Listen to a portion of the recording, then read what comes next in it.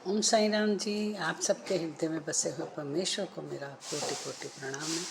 आज हम बात करेंगे 43 और 44 अध्याय की। पारायण है 7। इसमें सारांश लेंगे थोड़ा थोड़ा। बाबा ने इस अध्याय में क्या बताया है। बाबा ने कहा कि हेमांत पंत जी ने कहा कि जब बाबा ने समाधि लेने का विचार किया तो एक बार उन्हें बहुत ज़्यादा क्या कहते हैं उसे, दमा की तकलीफ़ हो गई थी। तो वो ब्रह्मांड में श्वास चढ़ा लिए उन्होंने और शरीर, पार्थिव शरीर जो था वो वहीं रह गया। और हेमांत पंत से कहने लगे कि तुम मेरे इस शरीर का ध्यान रखना, मैं 24 घंटों के भीतर भीतर तुम्हारे पास आऊँगा। अब सब लोग बाबा के एकदम प्राण जो थे वो ब्रह्मांड में चले गए और शरीर जो था वो वहीं पड़ा रहा। सब लोग शरीर की देखभाल करने लगे। अब पूरा टाइम होने ही वाला था। सबके रंग रूप उड़ गए कि बाबा अभी तक वापस नहीं आए, क्या करेंगे। तो बाबा बोल कर गए थे, अगर मैं वापस नहीं आया तो मेरे इस शरीर का परित्याग कर देना। अब भक्तगण वहाँ कीर्तन भजन कीर्तन करने लगे और बाबा का ध्यान करने लगे, बाबा को पुकारने लगे। लेकिन जैसे ही समय पूरा हुआ, बाबा के शरीर में दोबारा से प्राण वापस आ गए और उन्होंने, जब वो प्राण वापस आए तो उनके हाथ पैर हिलने लगे। तो सब लोगों ने साईं बाबा की जय का जयकारा लगाना शुरू किया और बाबा वहाँ उपस्थित होकर बैठ गए। अब सब भक्तगण इस पर निर्णय करेंगे कि ये एक 3.5 हाथ के मानव थे या एक अलौकिक व्यक्ति। ये पाठकगण इसका निर्णय करेंगे। अगर वो 3.5 हाथ के थे तो कैसे ब्रह्मांड में उन्होंने अपने प्राणों को ले गए और कैसे वापस 2 दिनों के बाद वो वापस आए, ये कैसे हो सकता है। ये संभव नहीं है। ये एक महान पुरुष, एक ईश्वर, एक सर्वशक्तिमान परमेश्वर के सिवाय ये कोई और नहीं कर सकता। ये परमात्मा के सिवाय किसी का काम नहीं है। तो ये बातें जब उन्होंने देखी और सुनी, लोग हैरान हो गए कि ये कैसे हो सकता है। तो ये उन्होंने अपना शरीर जो था वो जब त्याग दिया तो लोग जो थे इसके लिए बहुत हैरान थे और मनसापति की गोद में ही वो लेटे रहे 3 दिनों के लिए। लेकिन बाद में जब उन्होंने अपने श्वास भीतर प्रवेश करवाए तो वो उठकर बैठ गए। अब लोग इस पाठकों पर छोड़ते हैं कि इसका निश्चय क्या है कि बाबा अन्य लोगों की भांति 3.5 हाथ के ही थे या लंबे और एक देहधारी मानव थे, जिस देह को उन्होंने कुछ वर्षों तक धारण किया और बाद में उसे छोड़ दिया। या वे स्वयं आत्म ज्योति स्वरूप थे। 5 महाभूतों के शरीर को धारण करके उन्होंने नाश और अंत को सुनिश्चित किया। अपना अनंत जो था उन्होंने मतलब भक्तों के कल्याण के लिए उन्होंने इस शरीर को धारण किया था। यथार्थ में यही सत्य है कि उनका कोई रूप नहीं था, कोई उनका अंत नहीं था, ना ही वो नाश थे। वो तो एक शुद्ध चैतन्य का स्वरूप थे, शुद्ध चैतन्य जिसमें कोई भेदभाव नहीं था। सिर्फ वो भक्तों के कल्याण के हित ही इस धरती पर उन्होंने जन्म लिया। कौन कौन इस बात से सहमत है कि वो एक जीवधारी व्यक्ति नहीं थे, एक 3.5 हाथ व्यक्ति नहीं थे। वो जहाँ भी होते थे भक्तों की सहायता के लिए पहुँच जाते थे। हमने बहुत सारी ऐसी कथाएं सुनी हैं। एक बार एक लोहारिन अपने घर पे बैठकर पट्टी चला रही थी आग के साथ, तो जैसे ही उसके पति ने उसे आवाज़ लगाई वो उठने लगी। उसका बच्चा गोद में था।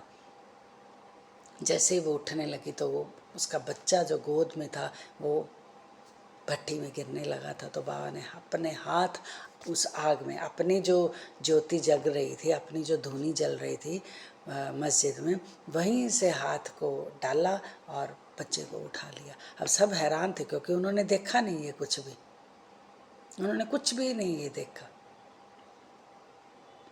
उन्होंने तो ये देखा कि बाबा धूनी में अपने हाथ अग्नि में डालकर किसी को ऐसे करके अंगारों को उठा रहे हैं। तब सब लोग हैरान हो गए, बाबा के हाथ जल गए, लेकिन उन्हें इसका कोई एहसास नहीं था। उन्होंने कहा दूर बैठी। सब भक्त जब उन्हें गुस्सा करने लगे कि आपने ऐसा क्यों किया, तो सब भक्त जब डांटने लगे बाबा को, गुस्सा करने लगे, तो उन्होंने कहा मैं क्या करूं, एक माँ अपने बच्चे को भूल बैठी थी कि उसने गोदी में लिया हुआ है, और जैसे ही उठी वैसे उसका बच्चा बीच में चला गया। बताओ इतनी दूर से एक संत, एक सामान्य संत कैसे देख पाते हैं। एक ईश्वर ही है जो उसमें प्रवेश था, उस आत्मा में, उस शरीर में, जो भक्तों के कष्टों को हरने के लिए आया था। मेरा मानना है कि वो एक ईश्वर के प्रति और कुछ भी नहीं थे। तभी तो आज इतनी पूजा की जा रही। जब कल लोगों ने इतने पत्थर मारे, इतना सब कुछ किया, तो आज इतना प्रेम क्यों? क्योंकि आज भी वो दुनिया के कामों को करने के लिए तत्पर हैं।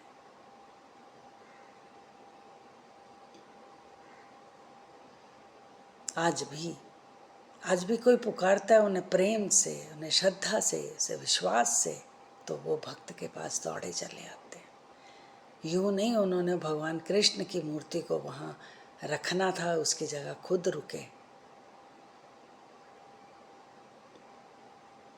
ये भी बताया, इसी अध्याय में बताया कि भगवान कृष्ण की मूर्ति वहाँ स्थापित होनी थी, जहाँ उन्होंने अपने आप को स्थापित करने के लिए हेमांड पंत को और दास कनक और मानसापति को बोला कि मुझे वहाँ उस वाड़े में, बूटी वाड़े में ले जाओ। आज भी वहाँ वो कृष्ण की तरह ही काम करते हैं। जैसे कृष्ण 16 कला संपूर्ण थे, एक आवाज़ पर पहुँच जाते हैं, वैसे ही आज भी साईं बाबा भी इसी तरह भक्तों की सहायता के लिए तत्पर हो जाते हैं। लेकिन उसमें एक ही कारण है कि आपका विश्वास कितना प्रबल है, आप कितने हृदय से उन्हें पुकार रहे हैं।